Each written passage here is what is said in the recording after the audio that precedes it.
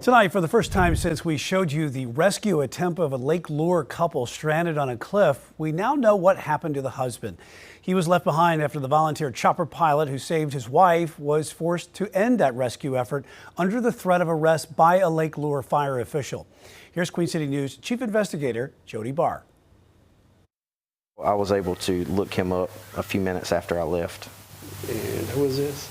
His title online is the Assistant Chief of Lake Lure Fire and Rescue. This is the man volunteer helicopter pilot Jordan Sidum said threatened to arrest him if he made one more trip up a Lake Lure mountain to rescue another person. Just minutes before, a couple waved Sidum down as he passed overhead. Mike and Susan Coffey were stranded on a cliff after the storm washed away their home and the land it sat on. We could see the water starting to get much more violent, right? And we could see trees start to go down and the water levels start to rise, but we kind of thought we were safe because we were so high up. And then we started to hear a lot of noises. Rumbling. Just rumbling. It wasn't thunder. What's this weird rumbling? Yeah, trees falling, right. Rocks, so it got a little bit frightening at that point. We actually sat there and then we watched our house go. The cliff just dropped.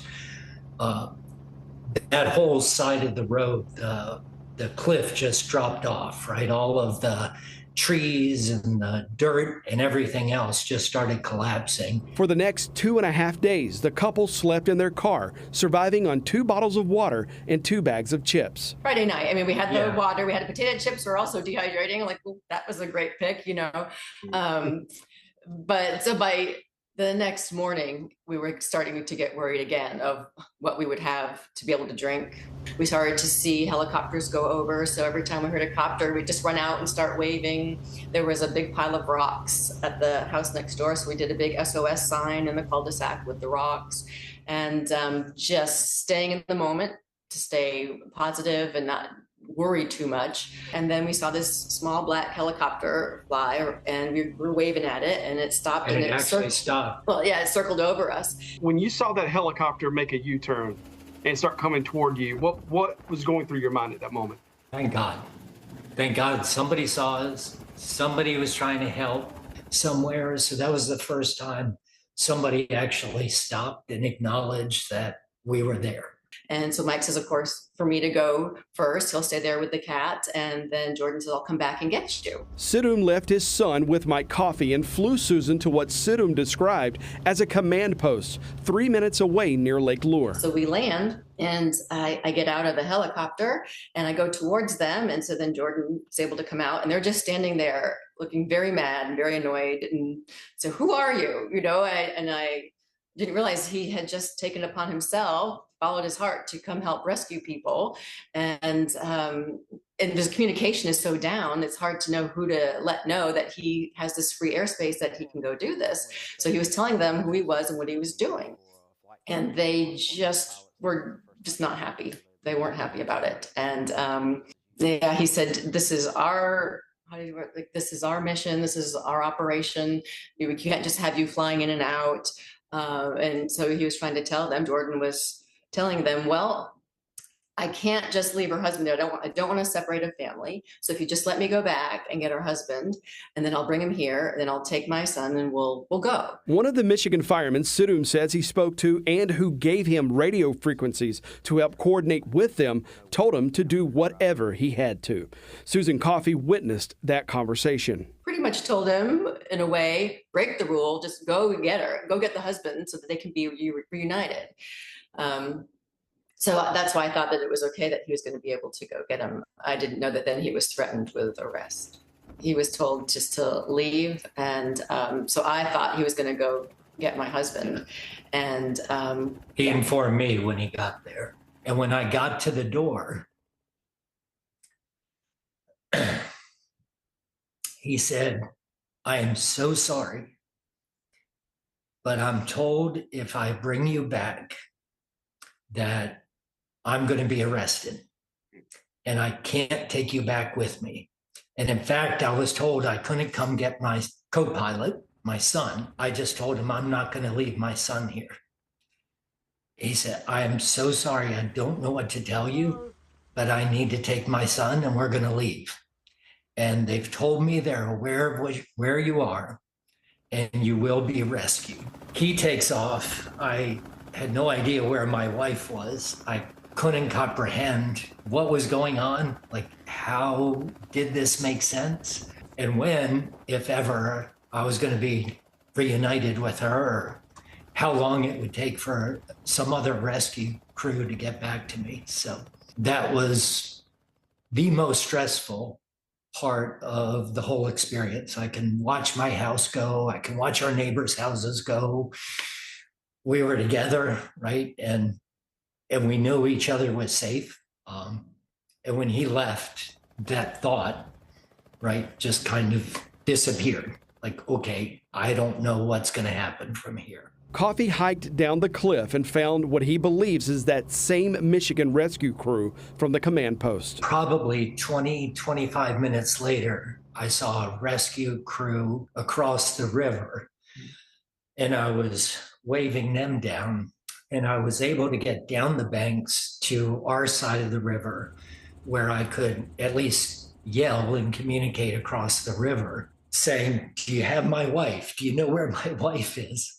And they were giving me the thumbs up. They used ropes to drag him across the raging, debris-filled river to safety. And the very first thing he said to me was, "Are you okay?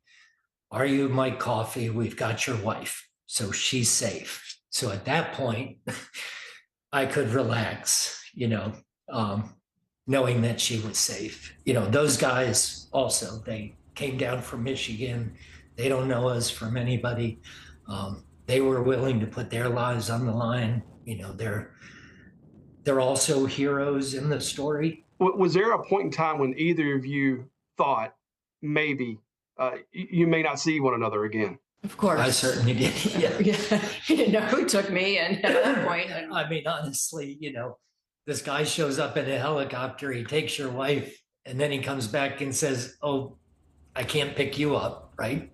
I had no idea when things or go if, through your mind, right? I was going to see her again, where she was taken. After a few hours, the Coffeys found one another again. So when the bus came back to get me, and then I see the doors open and Mike's head I sticks saw out, her. and he's like, "Susan," I'm like, "Mike, oh my God." I was so relieved that that he was picked up and that we were back together. In the days after the storm, the communication lines were down at Town Hall. No phone, internet, or cell signal either. We sent messages to Assistant Chief Chris Melton, the man Jordan Sidhom said ran him and any other pilot who showed up out of town under threat of arrest. But Melton never responded.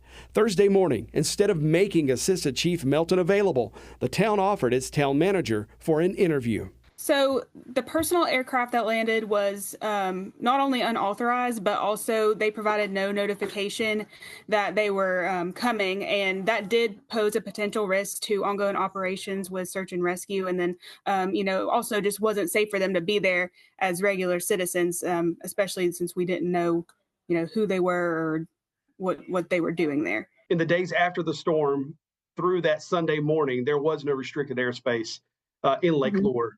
The FAA did impose a temporary flight restriction after this encounter between Mr. Sidhom and the Assistant Fire Chief Melton.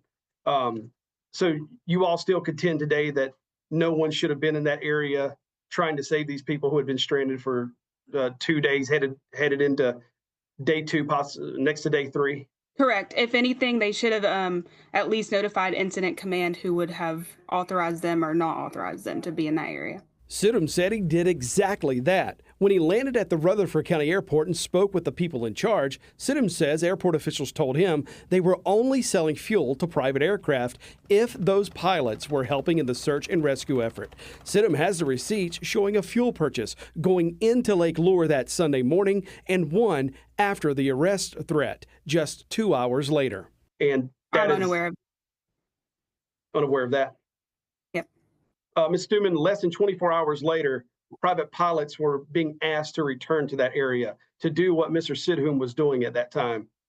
Do you see how that the public may look at that and go, well, that's a little perplexing that, just before he was in severely endangering rescue efforts, and then, less than a day later, they're being begged to come back and help. Well, I can only imagine that they went through the correct chain of command to be authorized to come here. What was the danger posed in what Mr. Sidhum did, the specific danger that day? Well, it interrupted operations of the people who were there from national, state, and local resources, one, and two, downtown Chimney Rock is in disarray right now.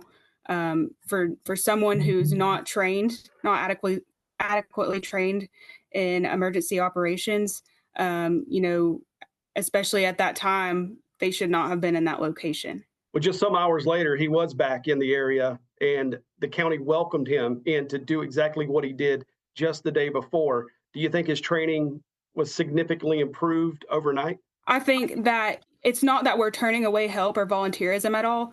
Once again, we just need to go through the right steps to do that. So we're aware, the state is aware, Rutherford County is aware, and the town of Lake Lure and village of Chimney Rock is aware of what's going on. That was not the case initially. Are you all welcoming those private helicopter pilots who have delivered food and water and medical supplies and are helping rescue human lives from the mountains around Lake Lure? Are you guys welcoming them now? That would need to go through the Rutherford County Emergency Management or the state emergency management. I'm asking you as an official, the leader of Lake Lure, North Carolina, are you now welcoming those private helicopters in your community? Yes, if they go through the necessary channels. Do you think that your people on the ground in Lake Lure did what they should have done when they handled this flooding victim that was delivered to them in the encounter between Assistant Chief Melton and this private pilot? Yes, sir. They were doing what they were supposed to do at that time. And, I can't speak highly enough of Mr. Melton and all of our emergency personnel that's here right now. They've been out here for days on end, putting their lives on the line to save people. And, they were doing their job. What would you say to him today? I would ask that why he didn't take the time to assess the whole situation and make a better decision. As an emergency manager, director, and assistant chief of the fire department, that's the time that you should try to be coordinating with outside agencies to get more help in. That's your job title, and there wasn't much coordination going on. Sidhum told us the only thing he regrets is leaving Mike Coffey behind, and whatever price he had to pay, he should have paid it. I'm sorry. If I had to do it over again, I would have stopped and I would have rescued as many people until they decided they were going to arrest me. He got my wife at his own cost, at a risk to himself, and he was the one person who actually stopped to help just because he could, right? I mean, he got in his helicopter and flew up there just because he knew he could make a difference to someone, and he did. He's a hero. Yeah. I'm sure everyone's stressed in that scenario, but he was following his heart and doing the right thing. Maybe there were rules that somebody would like to impose order on the chaos, but the bottom line is getting those people out of there. And even if I had never been rescued, knowing that she was safe because what he did would have been enough. So thank you, Jordan. Thank you. Less than 24 hours after we interviewed Jordan Sidhum, he was invited back into the disaster area, along with dozens of other private chopper pilots. A massive all-volunteer supply and rescue effort is working out of the Hickory Airport, doing flight rescues and delivering supplies to places where military helicopters are just too big to get into. The latest numbers we have show those volunteer pilots have rescued somewhere around 200 people and have delivered several tons of food, water, and medical supplies to people still stranded in the North Carolina mountains. In the aftermath of Hurricane Helene, Queen City News wants to remind you about the ways that you can help. And when you scan the QR code on your screen, it'll take you to our website with more information on contributing, and you can find that information online at qcnews.com.